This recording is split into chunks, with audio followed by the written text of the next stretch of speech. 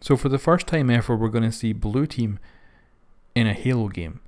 So up until this point, they've only ever appeared in the books. And the stories in those books are great. You should definitely read them.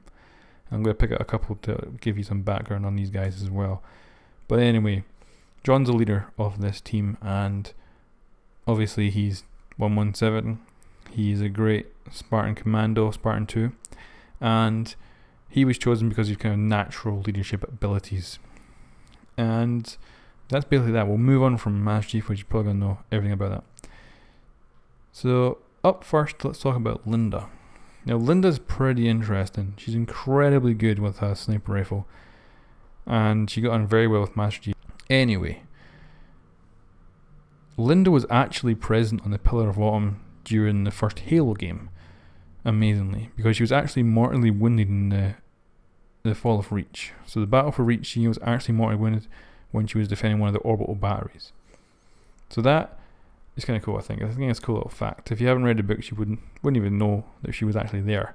So she was on the Pillar of Autumn, and when it crash landed on Halo, her pod was ejected. Basically everything that was kind of like potentially could live or things like that was ejected from the ship. So her pod was out and everything. And at the very end of Halo, John actually came with the swordfish that he stole. Or, well, did he steal it? Well, he flew it away anyway. So he flew it away. He actually picked up Linda. You don't see it in the game, but he actually did do that. And that was how Linda was then recovered. She was completely mortally wounded, pretty much dead when they put her in the pod, but she was able to be revived and healed up at a later date. But I think it's very cool that she was actually on that ship.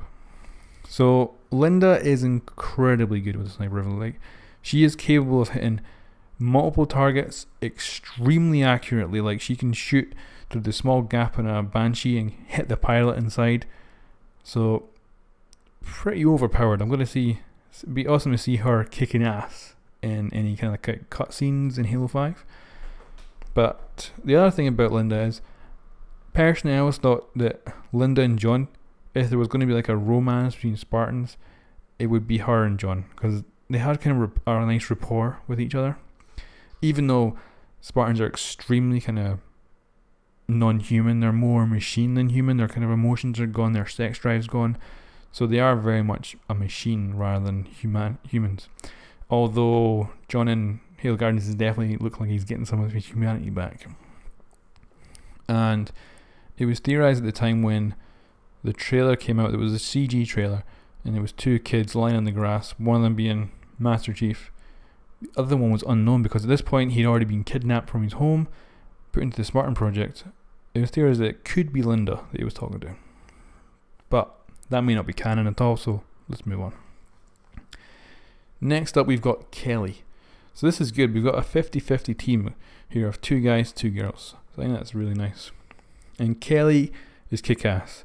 She is fast, and she's tall, and I think she was supposed to be extremely skinny. Now, in both in this picture, Linda and Kelly look about the same kind of weight. They actually look really thin for muscly super soldiers. I think they should be a little bit bigger, I think. But she was extremely tall, extremely thin, extremely fast. She was like the kind of decoy. She'd run in, get someone's attention, run out, and then the other team would take the distracted enemies out. So very, very good. And she was kind of last known to be on Oryx, or Onyx, I think it would be pronounced. So Onyx was a Forerunner shield world. Now the interesting thing about this is, on this world, before they knew it was a shield world, they were actually creating the Spartan 3 project. So they were actually creating Spartan 3s. These were kind of cheap Spartans, kind of something you can mass produce quicker and better than you could the Spartan 2s at a cheaper cost. Still really good soldiers though, and some of them going to be great soldiers. But anyway, that's the last place Kelly was. She was inside the shield world, and then somehow she got out, and she was actually in there along with Frederick, who we'll talk about next, and Dr. Halsey. So anyway, let's move on to Frederick. Frederick is kind of really quite more kind of emotional for a Spartan. So like, if his comrades get hurt, he actually feels really bad about it, and he kind of tries to help as much as he can.